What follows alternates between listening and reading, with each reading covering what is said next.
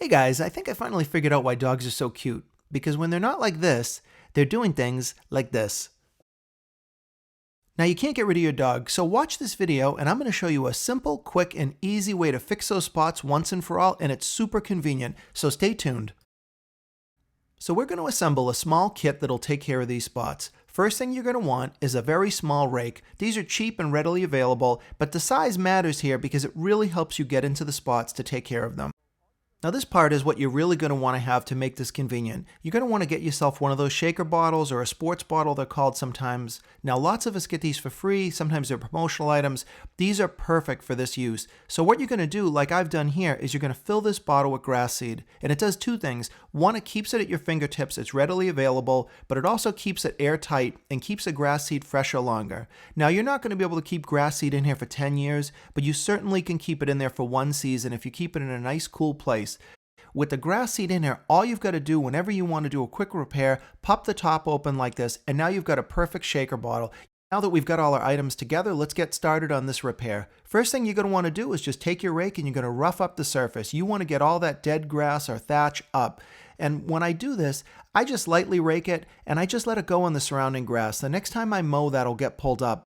Now all we've got to do is take our shaker bottle and we're going to shake some seed on the spot. Now don't freak out, there is a whole bunch there, but it doesn't matter because the next step is just to take your rake and you're going to rake it in lightly. Now you don't want to bury the seed down 3 inches, but you do want it under the dirt a little bit. So just rake it back and forth, flip your rake over, and now you're going to pat it down. Sometimes I'll even use my foot or my shoe. I'll just step on it afterwards to press it in. But this is the best part. You're done. This is all you have to do. There's no need to add peat or topsoil to this. Remember, the grass was growing before the damage occurred, so there's really no reason to add soil, and in fact, you'd probably make a high spot over time. So I just recommend roughing it up, putting the seed in using the shaker bottle, and pressing it in lightly, and you're finished. You can go ahead and water the spot if you want. It's certainly good for it. Or you can just leave it and let the rain come and take care of it over time.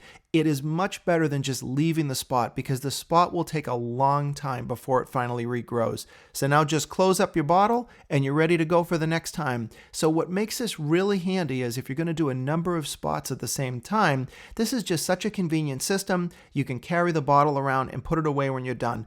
I found that even with my dog, weighs about 50 pounds too, I should say, so it's not as tiny as it looks on film.